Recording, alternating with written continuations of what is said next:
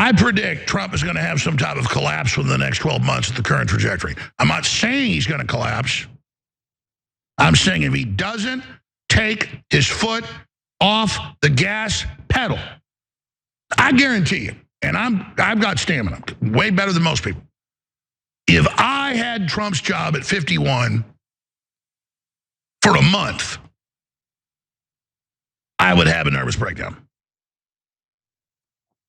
You guys, Trump is tired, he is overworked, and now there is plenty of talk around Trump's health, from the strange bruising on the back of his hand to the now chronically swollen ankles. But don't worry, America, Vice President JD Vance is ready and able to step up if and when he should have to. So just to give you all a very quick rundown of how we got to this point, Trump's health was called into question when people started noticing bruising on the back of his hand. The bruising was sometimes covered up very badly, to the point that it was almost even more noticeable with makeup. But White House officials explained the bruising away, saying that that's just what happens when you shake as many hands as Donald Trump has to shake as the president. So actual doctors, however, said that that type of bruising is typical of people who are on blood thinners. Then people started noticing his very swollen ankles, which, as far as we know, is not a symptom of excessive handshaking. And finally, after all of that, we got a diagnosis. The president has chronic venous insufficiency, which means that his veins are struggling to pump blood back up to his heart. So on top of all of that, we saw after Trump's Alaska summit with Vladimir Putin that he couldn't walk in a straight line. Take a look. Striking to me, Scott, that you have this setup here. The sign says Alaska 2025. There's a blue platform for the leaders to stand on, which aides were vigorously vacuuming in the hour leading up to this meeting. But then flanking the stage are F-22 jets, American F-22 jets, noses pointed in toward where the two leaders will be standing. Right. It's got to be somewhat unpleasant for Vladimir Putin, at least, to stand underneath that display of American firepower. All right, then things took an interesting turn when Trump said that one of the big reasons why he wants to work with Putin to end the invasion of Ukraine is because he wants to get himself into heaven. I just want to end it. I want to end it. You know, we're not losing American lives. We're not losing American soldiers. We're losing Russian and Ukrainian, mostly soldiers. Some people, as missiles hit wrong spots or get lobbed into cities like Kiev and towns. But you know, if I can save 7,000 people a week from being killed, I think that's a pretty. I want to try and get to heaven if possible. I'm hearing I'm not doing well. I hear I'm really at the bottom of the totem pole. But if I can get to heaven, this will be one of the reasons. Well, if Trump ever does make it to heaven or to wherever it is that he's going, JD Vance is ready to take up the mantle. Here's what he said. Yes, terrible tragedies happen, he told USA Today, but I feel very confident the president of the United States is in good shape, is going to serve out the remainder of his term and do great things for the American people. And if, God forbid, there's a terrible tragedy, I can't think of better on-the-job training than what I've gotten over the last 200 days. But don't worry, Vance said that Trump is in, quote, incredibly good health, and Trump's former personal physician, who is now Representative Ronnie Jackson, said, as President Trump's former personal physician, physician to the president and White House physician for 14 years across 3 administrations, I can tell you unequivocally, President Donald J. Trump is the healthiest president this nation has ever seen. I continue to consult with his current physician and medical team at the White House and still spend significant time with the president. He is mentally and physically sharper than ever before. You know, whenever they try so hard to sell it, I mean, we can all see with our own eyes what's going on, but really he's the healthiest president this nation has ever seen. It makes no sense. We all remember what Obama was doing the day after he was out of office. He was hang gliding or whatever that is with the sail on the water. I don't know what it's called. Elliot, what are your thoughts on this?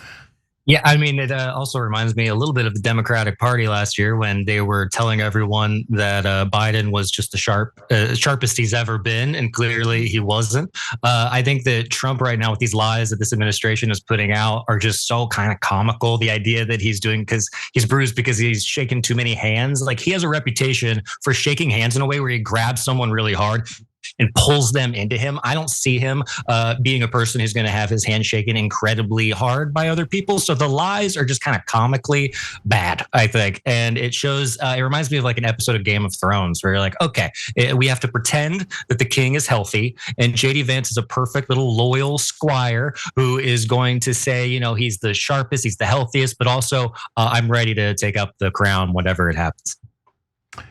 Yeah.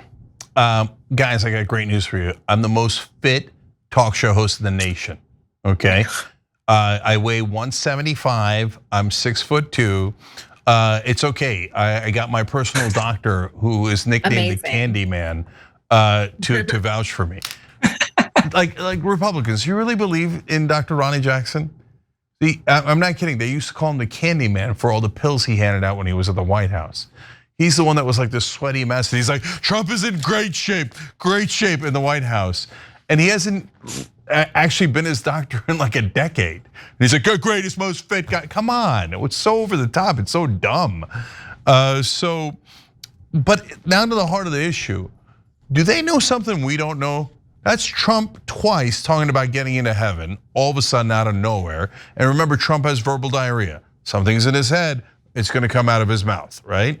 And so now JD Vance today talking about like, well, I mean, if he were to die, I'm ready. I'm like, what's going on here? And Alex Jones was what, like a week or 2 weeks ago? Like, now remember everybody, if Trump dies, here's what we're gonna do. I mean, he's not going to, he's amazing, but like, do they know something we don't know? And then, you know, I largely missed the hand thing. I didn't really care that much about it. I once saw it out of the corner of my eye, didn't pay much attention to it. But now I'm thinking, oh, the hand thing might be something real, right? Because you combine it with the cankle thing. So look, on the cankles, and I like that we have Canklegate now. I think it's kind of hilarious. But it's not hilarious if he's got a real health problem. But for the moment being, they say he doesn't. They say it's just vigorous handshaking. Come on, guys, that's the other thing.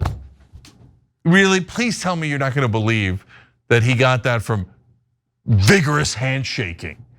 That's like, remember when Mitch McConnell started to freeze? And you're like, and they're like, no, there's no health problem. Dude, what do you mean there's no health problem? The brother's freezing, like it's on tape for like the most uncomfortable 30 to 40 seconds you've ever seen, right? And Dianne Feinstein had lost her mind. They're bringing her around in a wheelchair. They're like, how you doing, Senator Feinstein? She's like, I don't know what you're talking about, I'm Moses. And they're like, no, she's fine, she's fine. And so and there's this great irony that now the Republicans who were like, to the point that you guys made, Biden being young and dynamic. Can you believe that? But who would believe that? And they're like, oh no, Trump, best shape that any president's ever been in. Bruv. Okay, we have the cankles. The question is, where did it come from? So they have this, theory that they're throwing out there that all of a sudden it's the chronic venous insufficiency, which sounds like you're not getting laid enough. But anyway, so I know that's not what it is. Sorry. Okay, but so that explains the cankles, but it doesn't explain the hand. So and as I read a story, I think to myself, sometimes I'll pause and be like I did with the Epstein thing. I was like, if the hallway camera is working, then maybe he committed suicide. If the hallway camera isn't working, they killed him, right? And when I got to the explanation of the men are from Venus and Mars or whatever it was, right? And so I think women are from Venus, men are from Mars. I was like, all right, well, let's see, does it cause hand bruises as well? And then you read further, like it does not cause hand bruises. So it's not that, it's something else. And so the way they're talking about it makes me think that it might be something related to his heart. But then now I'm just wildly guessing because they won't tell us what's real.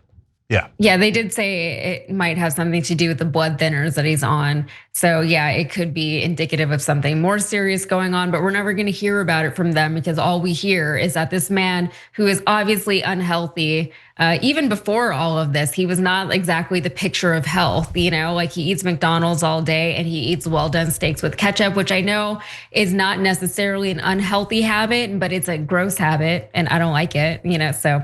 Every time you ring the bell below, an angel gets his wings. Totally not true, but it does keep you updated on our live shows.